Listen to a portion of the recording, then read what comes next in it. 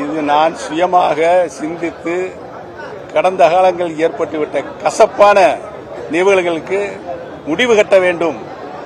அரசியல் நாகரிகம் ஒரு கட்சியை இயக்கக்கூடிய தலைமை பொறுப்பில் இருக்கக்கூடியவர்கள் அனைவரையும் அரவணைத்து செல்கின்ற போக்கு அதிமுக இல்லை.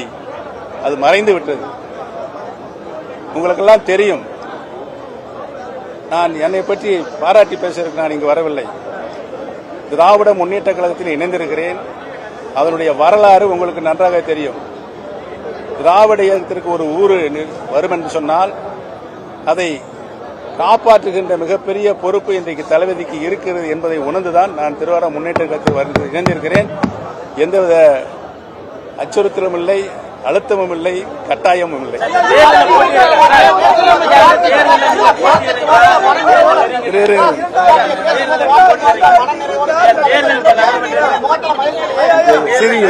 ரெண்டு காதல்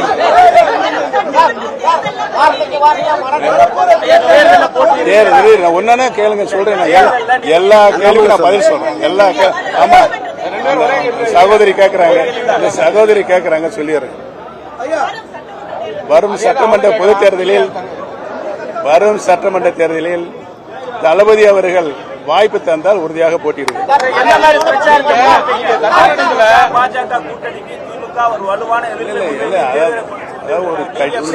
ஒரு கட்சியை வழிநடத்துவதிலும் ஆட்சியை வழிநடத்துவதிலும்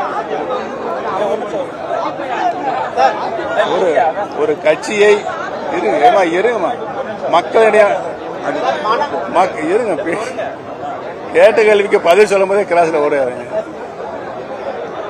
ஒரு பொறுப்பான இயக்கத்தை நடத்தி கொண்டிருப்பவர்கள் கட்சியிலும் சரி ஆட்சியிலும் சரி அனைத்து தரப்பட்ட மக்களும் பாராட்டப்பட வேண்டும். எந்தவித பாகுபாடு இல்லாமல் கட்சியை நடத்த வேண்டும். எந்தவித பாகுபாடும் இல்லாமல் ஆட்சியும் நடத்த வேண்டும். அந்த வகையில் இன்றைக்கு சிறந்த முதலமைச்சராக நமது தளபதி விளங்கிக் கொண்டிருக்கிறார். எல்லா திட்டங்களையும் எல்லா சாதனைகளையும் மக்களுக்கு எது தேவை என்பதை உணர்ந்து அத்தனை திட்டங்களையும் அவருடைய திருக்கரங்களில் தந்து கொண்டிருக்கின்றார் என்பதை நினைத்துதான் நான் இணைந்திருக்கிறேன்.